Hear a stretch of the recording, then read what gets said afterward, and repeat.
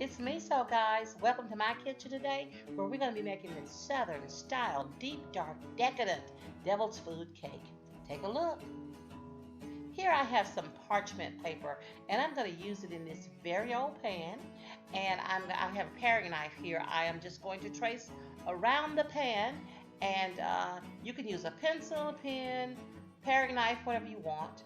I have perforated lines here, and so I am going to just go ahead and break them apart.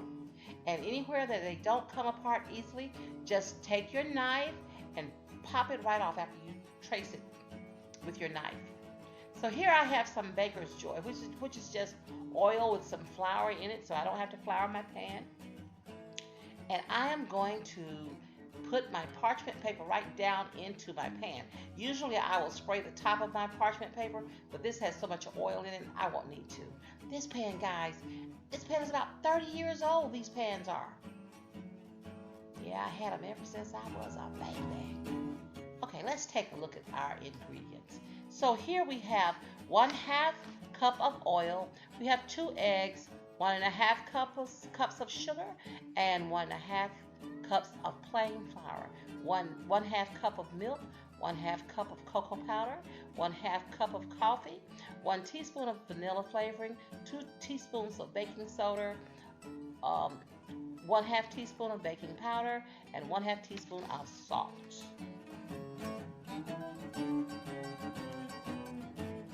Okay, we're gonna go ahead and get started. We're gonna take these 2 eggs, and they are room temperature, and we're gonna get them down into the mixing bowl. Here is our 1/2 cup of vegetable oil. This is our 1.5 cups of sugar, baby.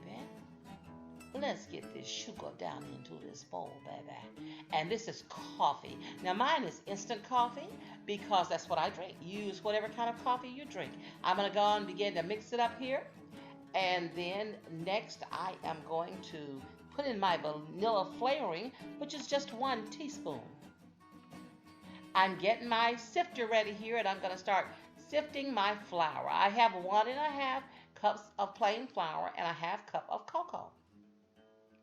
In here, I'm going to put my 1 teaspoon of baking powder, my 2 teaspoons of baking soda, and my 1/2 teaspoon of salt. And I'm going to start to shake this thing up. Shake, shake, shake, shake, shake, shake, shake your booty, shake your booty. Oops, shake your flour, guys, shake your flour. Okay, I got my mixer still going on here. And let me just take this cup and start to put my flour into my mixing bowl. So I'm putting my flour first, and I'm going to begin to put in my liquid. So here goes in some of my milk, and then more flour, and that's the flour and cocoa mixture, of course. More flour, more coffee.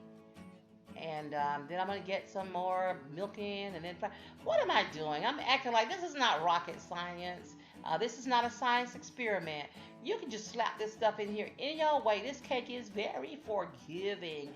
This cake is like the Lord Jesus Christ, full of forgiveness. So any way you put this stuff together, it's going to be okay. Just kind of at the end, rotate your flour, your liquid and your flour mixture. But you can do this. This cake is simple. Let your kids do it. Let them help you. This is an easy cake to do, and it's so delicious. But it's easy, guys. I kid you not. So we're just whipping here. You see all that flour mixture that's kind of around the top of the bowl, the batter? I'm going to stop it right here, and I'm going to knock the flour off of the batter, and I'm going to scrape down the sides of my bowl. Whipping it just a little bit more. I am going to stop here, and I'm going to go ahead and get ready to get my batter down into the pans. I'm going to get it into a 350-degree oven and bake it for 25 minutes. So I'm going to just put a little bit of dab of the little batter right in that one, and a little bit more into that pan, and then I'll go back and put a little bit more into the other pan.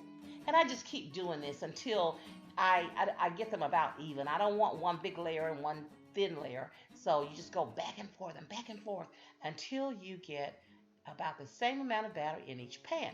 And I think I have done that here. Look at that, guys. So I'm going to get this into the oven. As I said, 350 for 25 minutes. I've already made my icing here, and this is a beautiful, delicious, good chocolate cream cheese frosting. And so this is going to go on top. I'm not going to show you how I made it here because I've got that on, I'm going to put that on another video, and it'll be coming up right behind this one. But this frosting is to die for. It is so good. So I've already put frosting between two of my layers. And so now I'm getting it on the top. This cake is still just a little bit warm, and so you can tell how the cake actually depressed a little when I put the frosting on it. So I'm just getting this frosting on here around the top and the sides, and I'm just rubbing it on. Now, cake decorating is not my forte. I'm a cook.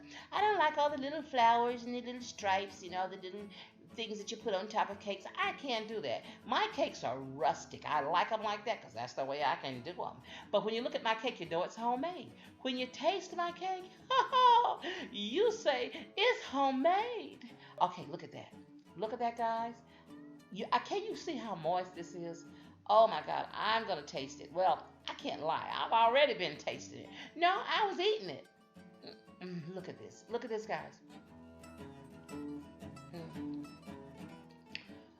I hate making this cake because I eat too much of it.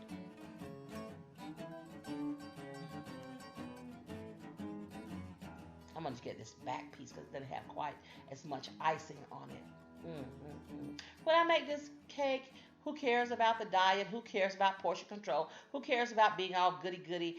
I just eat it because I just love it. Guys, thank you for coming by my channel today to see what I was making. You knew I'd be throwing down something good. I appreciate you. If you like this video, thumbs up, share it, leave me a comment. I love talking to you and interacting with you guys. Thank you again for watching my channel. Bye-bye.